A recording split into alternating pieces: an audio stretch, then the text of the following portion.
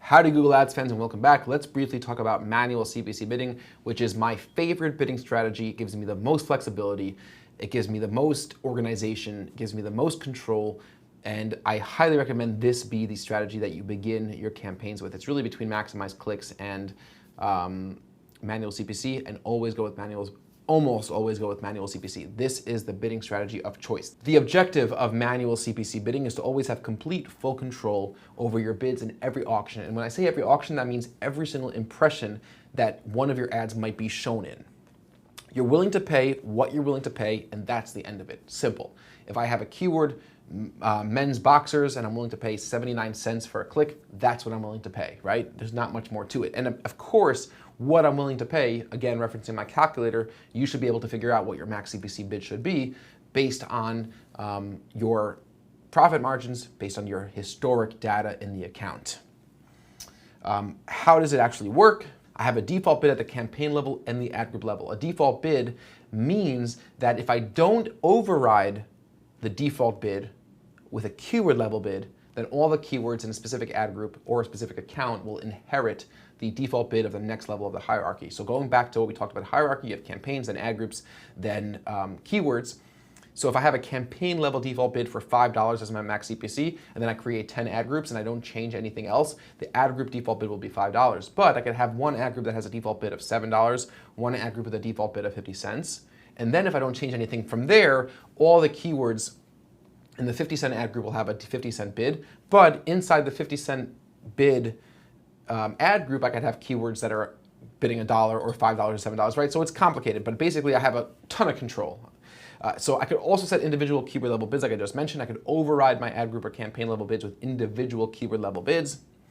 Google will not bid more than our max under any circumstance, which is great. That's what I want to bid. It's a beautiful level of control. You could also go back and add enhanced CPC at any time. You could layer enhanced CPC on top of manual CPC if you choose.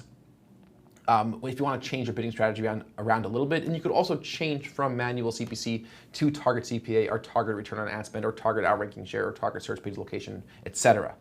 Best place to start does not need conversion tracking to work. I don't say that lightly, like you should always set up conversion tracking. It's a big, big no-no to ever have an account that doesn't have conversion tracking. When we talk about how to audit an account, you're going to hear me say that the very first thing I do is make sure the account is tracking conversions. Because if you're not tracking conversions, then everything you do is literally just a shot in the dark. So you always want to make sure you have your conversion tracking set up. But you don't need conversion tracking to set up. That's why when we go in and set up our bidding strategies, you could use manual CPC right away, right from the outset. So let's jump back into AdWords and take a look at setting up our manual CPC strategy for our campaign that we're building. So I'm back in AdWords over here, and I'm going to select my drop-down menu, and I'm going to choose Manual CPC. And I have that option that we mentioned to help increase conversions with Enhanced CPC. For now, I'll leave that off. It's really up to you if you want to put it on or off. It doesn't matter. I recommend running it as a test, but that's totally fine. So I'm going to use Manual CPC bidding. I don't enter in what my manual CPC bids will be over here because I'm going to create my campaign defaults, my ad group defaults, and my keyword level bids later on. This is all I need to do. So you now have a pretty good understanding of all the different bidding strategies available to you. You should be able to explain this with sophistication to your clients, to your boss. You should understand how this works for your own campaigns and for your own account. And you should have a pretty good understanding of taking a look at your business, what your objectives are, and what bidding strategy you want to do. And the big consideration will be, is this a new campaign that's not based on historic data? Or is this a campaign that I'm building based on historic data? Or might I be optimizing or changing or thinking about changing my bidding strategy in a campaign that's been running for a while that has data, and I'm going to use that data to decide what is the best bidding strategy to test?